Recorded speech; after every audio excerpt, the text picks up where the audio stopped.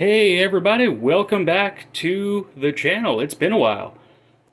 So what we're going to be doing here today well, I should probably kind of preface this with move to a new place. Move to a new city, got a new job, um, new apartment, and I am in an apartment right now, which is really nice and I dig it. But it's not a house. It doesn't have really all this room for an all grain setup. Um, so, I mean, I haven't really been brewing at all since I've been here. But I wanted to kind of change that because, it's the summertime, it's getting super hot outside. It's 99 today where I live. So I wanted to create a really nice, refreshing wheat beer for the summer. And I don't have the capacity to really do all grain here on a 5 gallon scale.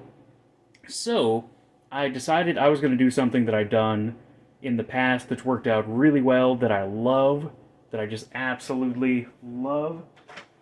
And that is to use a Cooper's kit. And I love Cooper's kits. I will never stop loving Cooper's kits. They are fantastic. I don't really care what anyone says. And add some fermentables to it. Now, normally when people do like mini mashes, they get their fermentables from your DME or your LME or your dextrose or whatever, and they add specialty grains to it to kind of add that grain taste and feel. But we're not going to do that. We're going to add some of this crushed two row, not all of it, because we've got a very small setup here.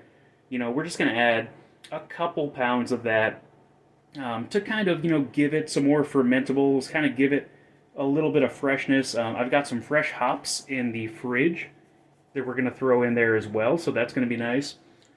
And then we're going to add, a little bit of dry malt extract, about a pound there. We might add a little bit of dextrose. I'm really half and half on the dextrose. It kind of depends on where we end up.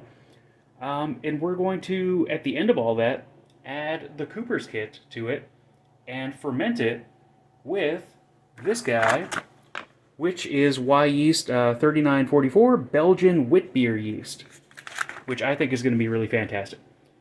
And you might be saying, well, that's not really an efficient way to brew. And you would be correct. It is extremely inefficient. It is way more expensive than it needs to be. I bought enough, I bought another Cooper's kit and some more DME and some LME and stuff, enough for 3 beers, and that was about $80. So for me, I feel like $80 for 3 beers is pretty expensive. 3 5-gallon batches. So, that may be or may not be expensive for you. It depends on where you are, who you are. But this isn't something that I would do all the time. This is very much a, I just want to brew again. I want to get back into the hobby. I want to make something really good. I want to make a really, really good beer. Not just a beer to have on tap, but something really, really good that is just going to go fantastically since it's so hot outside. And I do have a balcony, so it's really nice to kind of sit out there and, have a beer sometime. So that's what we're doing today. So I've got our strike water heating up. Actually, it's I'll be cooling that down. I just kind of wanted it to, start heating up over here, and I'll get it down to 150 in a while, and then we'll go ahead and mash in, and we'll make our mini beer. Cheers until then. All right, we're back. We just mashed in. We mashed in at about 145, so a little low, so hopefully we'll get a good amount of starch conversion here. We're going to kind of keep this on low heat, just to kind of keep it where it is. And I'm going to mash this guy for about an hour, maybe a little bit more than an hour. So you can see it's going to be a really thick mash, super, super thick mash. And you might be looking at this and saying, well, what's going on? Where's your bag? Where's the brew in the bag? Well, I didn't actually bring a lot of my brew stuff with me when I moved, and I forgot to order a brew bag when I ordered this stuff from Adventures in Homebrewing. And so I went to the store today to get some paint strainer bags, and they were out. So I just kind of went, okay, well, I've got a good strainer here. I've got some cheesecloth. Like, I'll just do it that way. So what you'll see is when this is done, we'll transfer it to a slightly larger pot with the use of a strainer and some cheesecloth.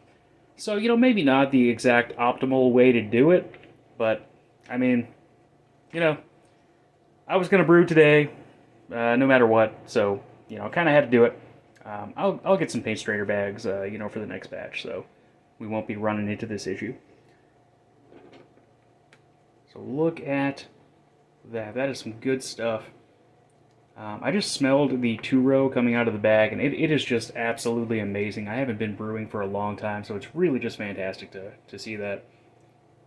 So, I'm going to go ahead and let this mash for about an hour, and we'll come back when we are ready for the next step.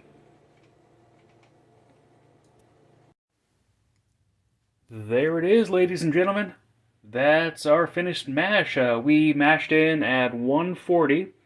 I left it at 140 for about 10 minutes, 15 minutes. Then I raised it up to 153, and that was our final 1 hour mash. So basically we mashed at 153 for about an hour, and that's what we got, and it just smells absolutely amazing.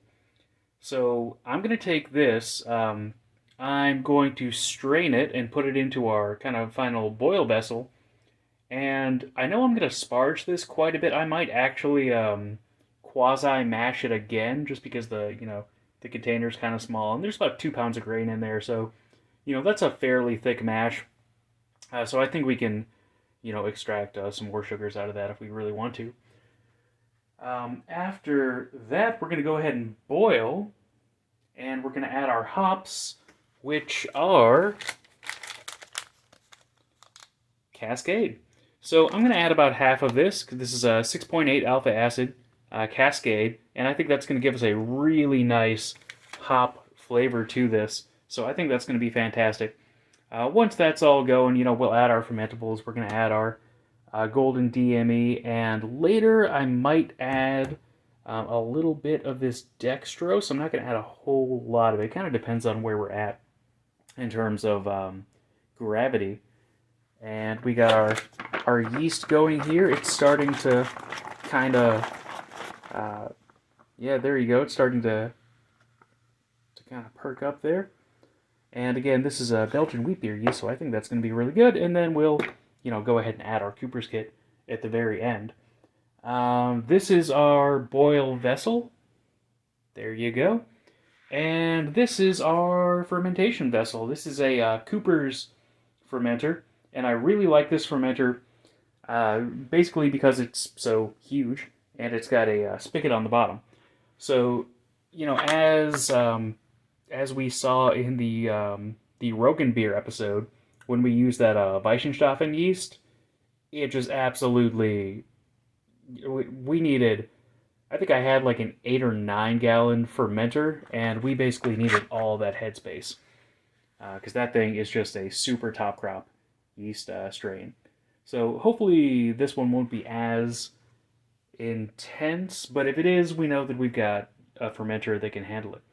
So I'm going to go ahead and get to it, and I'll get you some good shots from the boil.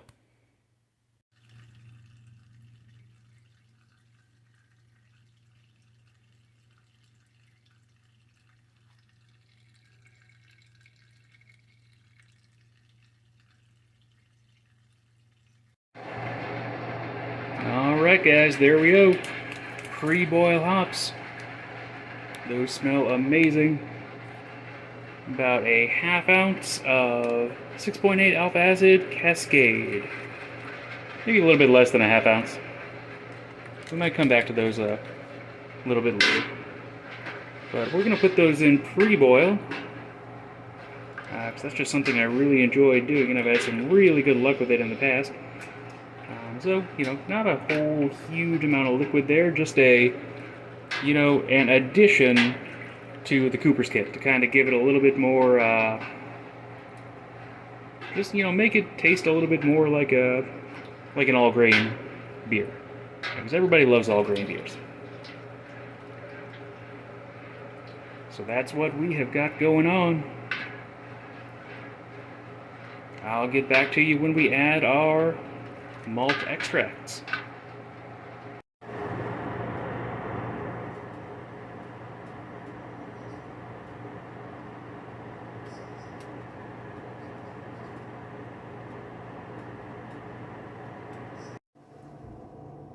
All right, ladies and gentlemen, we are done. That's the Hefe wheat from Cooper's, which is a really fantastic kit beer that I've been using since I think the first time I ever used one in a mini mash like this was in 2014 when I was living in China. And I brought it to a birthday party and shared it with a bunch of people, and it was a giant hit. And I pretty much made it the exact same way I made this one. So yeah, we just had 2 pounds of two-row. I took an OG on that wort that we had just from the 2 pounds of two-row, and that ended up being almost 1070. So pretty good bit right there. So that's going to be a nice little addition.